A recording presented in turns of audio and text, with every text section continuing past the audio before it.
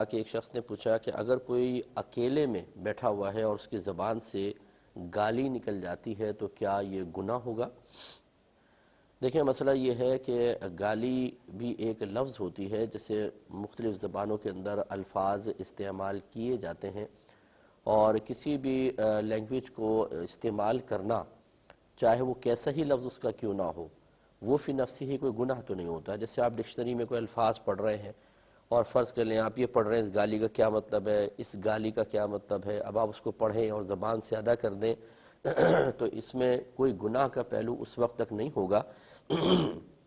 جب تک کہ یہ آپ گالی کسی اور شخص کو نہ دیں اور اس کی دل آزاری کا سبب نہ بنے۔ لہٰذا خلاصہ کلام یہ ہے، اکیلے میں بیٹھے ہوئے اگر گالی نکل جاتی ہے، جس سے بعض اوقات لائٹ گئی، اچانک کچھ شخص گالی دے دیتا ہے، تو یہ مکروہ تنزیہی ہوگا، یعنی تحریمی نہیں۔ شریعت نے اس کو ناپسند ضرور کیا ہے لیکن گناہ نہیں ہے۔ ہاں، اگر کسی کو سامنے گالی دی اور اس کی دل آزاری ہو گئی، اور جو کہ یقینی سی بات ہے، تو پھر یہ گناہ ضرور ہوگا۔ تو حتی الامکان اس طرح کے کلمات زبان سے نہ نکالے جائیں، کیونکہ جب آدمی تنہائی میں گالیاں بکتا ہے تو پھر کسی کے سامنے بھی کنٹرول نہیں ہوتا اور اس کی زبان سے الفاظ نکل سکتے ہیں۔ ایک یہ کہتے ہیں کہ اگر کسی نے کسی کے پاس کوئی امانت رکھوائی تھی اور وہ اس امانت سے کوئی کام کر لیتا ہے، اس کے پوچھے بغیر کاروبار وغیرہ کر لیا اور اس سے نفع حاصل ہوا، تو یہ نفع کس کا ہوگا؟ دیکھیں، مسئلہ یہ ہے کہ اس میں ایک قضاءً حکم ہے، ایک دیانتاً حکم ہے۔ دیانتاً تو یہ ہے کہ جو اس امانت سے نفع کمایا وہ جس کی امانت ہے اسے دینا چاہیے سوری۔ لیکن اگر اور قضاءً یہ ہے، یعنی دنیاوی قانون کے اعتبار سے نفع اس شخص کا ہوگا اور اصل سرمایہ اس امانت رکھوانے والے کا ہوگا، اس کو دینا چاہیے۔ تو خلاصہ کلام یہ ہے کہ امانت کا مالک کی اجازت کے بغیر استعمال یقیناً غلط ہے اور ناجائز ہے، لیکن اگر کوئی کر لیتا ہے اور اس سے نفع حاصل کرتا ہے تو نفع اس کے لیے جائز ہوگا، اگرچہ افضل اور اولیٰ یہ ہے کہ جس کا پیسہ ہے اسی کو وہ نفع بھی دیا جائے۔ تیسرا کویسچن یہ کیا گیا تھا کہ حفظ یا ناظرہ کرنا یا ناظرہ پڑھانا بچوں کو لازم ہوتا؟ دیکھیں، شریعت کی طرف سے تو یہ مطالبہ ناظرہ کو تو بالکل بھی نہیں ہے، کہ جیسے ہمارے ہاں ایک رواج ہو گیا ہے کہ بچوں کو الحمد سے لے کر والناس تک ایک دفعہ کم از کم کہتے ہیں قرآن ختم کروایا جائے۔ اس طرح شریعت کا کوئی مطالبہ نہیں ہے، اور غالباً اس کا کوئی اتنا بظاہر فائدہ بھی نہیں ہوتا ہے کہ نہ بچہ ترجمہ جانتا ہے، نہ اس کا مفہوم سمجھتا ہے، نہ مقصود الہی اس کے سامنے ہوتا ہے، لیکن بچہ پڑھتا ہے۔ لیکن ہم اس لیے غالباً پڑھواتے ہیں کہ چلیں بچہ قرآن کی طرف مائل رہے گا، وہ کم از کم نماز میں جب پڑھے گا تو اس کے لیے پڑھنے میں آسانی رہے گی، اور دیگر فوائد پیش نظر ہوتے ہیں۔ تو میں اس کو خدا نخواستہ ناجائز نہیں کہہ رہا، ہم اس جہت سے دیکھ رہے ہیں کہ شریعت کا مطالبہ ہے یا نہیں کیونکہ اگر شریعت کا مطالبہ ہو اور پھر ہم اپنے بچوں کو قرآن ناظرہ نہ پڑھائیں تو بڑے گناہگار ہوں، لیکن جب مطالبہ شرع نہیں ہے تو پڑھوائیں گے تو اچھی بات ہے، نہیں پڑھوایا تو کوئی گناہ نہیں، تو اس لیے پڑھوانے میں حرج بھی نہیں ہے۔ حفظ کا بھی یہی مسئلہ ہے کہ ایک شہر میں کم از کم ایک حافظ ہونا یہ ضروری ہے، واجب کفایہ اس کو آپ کہہ لیں، تاکہ قرآن پاک کی حفاظت کا اہتمام رہے۔ یہ اس صورت میں تھا کہ جب اور نہیں ہے حافظ تو بھی ایک تو کم از کم بنائے، تاکہ شہر میں اگر کوئی غلط قرآن پاک ڈال دیتا ہے تو کم از کم یہ حافظ صاحب جب پڑھیں گے تو اس غلطی پر فوراً مطلع ہو جائیں گے اور اس میں تصحیح کر لی جائے گی۔ تو چونکہ اب ہمارے ماشاءاللہ ہر شہر میں تقریباً لاکھوں کے قریب حافظ ہیں، ہزاروں حافظ ہوتے ہیں، سینکڑوں حافظ ہوتے ہیں، بعض جگہ ایسا ہے بڑے شہروں میں لاکھوں کی تعداد میں بھی ہو سکتے ہیں، تو اس لیے اب حفظ قرآن کی بھی ایسے مقام پر حیثیت مستحب کی ہے کہ اچھا ہے کروائیں، نہ کروائیں تو کوئی حرج نہیں ہے۔ اور ہم اکثر جو بچیاں ہوتی ہیں ان کے لیے مشورہ یہ دیتے ہیں کہ کوشش کریں کہ بچیوں کو مخصوص صورتیں یاد کروا دیں۔ پورا قرآن اگر آپ یاد کروانے کی طرف آئیں گے تو یہ ہو سکتا ہے بچی کا مستقبل ایسا ہو،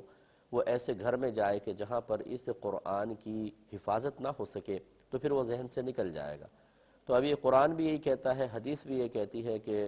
جس نے قرآن پڑھ کر بھلا دیا وہ بروز قیامت اندھا اٹھایا جائے گا۔ تو اس لیے مناسب نہیں ہے کہ قرآن پاک یاد کیا جائے اور پھر بھلا دیا جائے۔ تو اکثر چونکہ ہمارے گھروں میں ایسا ماحول نہیں ہوتا ہے، بچیاں اگر مذہبی گھر کی ہیں وہ بعض اوقات غیر مذہبی گھر میں چلی جاتی ہیں تو بہت مشکل ہو جاتا ہے۔ ہاں اگر ایسا ہے کہ آپ کا گھر بھی مذہبی ہے اور آپ جانتے ہیں کہ اس بچی کا نکاح ہم ایسے ہی گھر میں کریں گے جہاں پہ پہلے ہی مذہبی ماحول ہے، پھر کوئی حرج بھی نہیں ہے۔ لیکن عموماً بچیوں کو دقت ہوتی ہے شوہر کا خیال کرنا ہے، اگر جوائنٹ فیملی ہے تو ساسیں ہیں، نندے ہیں، اور پھر بچے ہو جاتے ہیں تو بچوں میں مشغولیت کی وجہ سے اکثر قرآن پاک نکل جاتا ہے۔ یہی مسئلہ لڑکوں کا بھی ہے، بعض لوگ بہت اپنے لڑکوں کے ذریعے اپنا شوق پورا کرنا چاہتے ہیں کہ نہیں بھی میں نے تو نیت کی تھی میرا کم سے کم ایک بیٹا حافظ ہو، تو آپ نے خود کیوں نہیں حفظ کر لیا یہ بتائیے؟ آپ پہلے خود حفظ کر لیتے، آپ تو اس مشقت میں مبتلا نہیں ہوئے کہ یار کون حفظ کرے، تو آپ نے کہا چلو بچوں کو کروا دیتے ہیں۔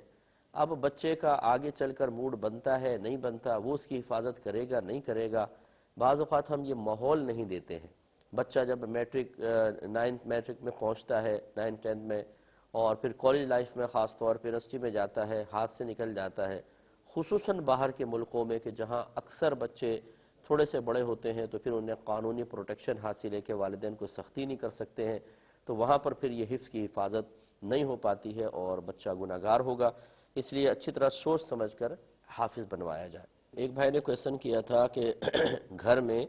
حفاظت کی غرض سے کتا پالنے کی کیا شرعی حیثیت ہے اور اس کی کیا شرائط ہیں؟ دیکھیں اگر واقعی اطراف میں چور وغیرہ کثرت کے ساتھ پائے جاتے ہیں، اگر واقعی ایسا ہے تو پھر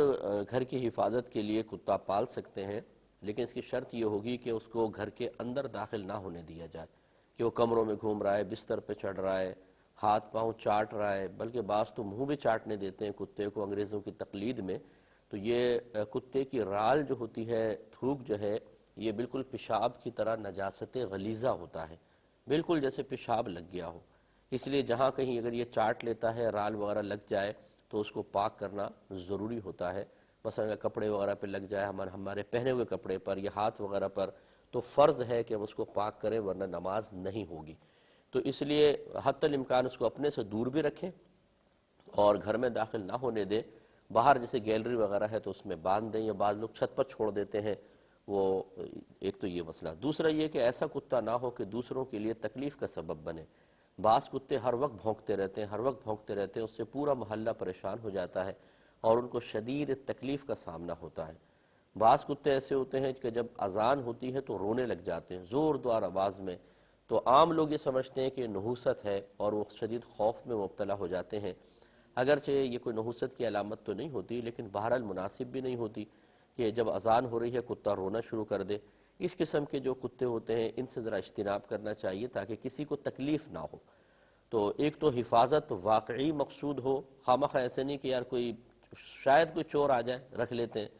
یہ تو خود دیانتداری سے ایمانداری سے سوچیں کہ اگر گھروں میں اطراف میں چوریاں ہو رہی ہیں پھر حفاظت کے لیے رکھیں گے تو ٹھیک ہے، زبردستی اس کو حفاظت کے لیے رکھنا اس سے کوئی نیت سے وہ ہمارے لیے جائز نہیں ہو جائے گا۔ بلا ضرورت کتا گھر میں رکھنے سے رحمت کے فرشتے نہیں آتے اور روزانہ انسان کی نیکیاں کم ہونا شروع ہو جاتی ہیں۔ اس لیے بہت ہی سخت ضرورت کے تحت رکھیں اور کسی کے لیے باعث تکلیف نہ ہو۔ دیگر شرائط بھی ذہن میں رکھیں۔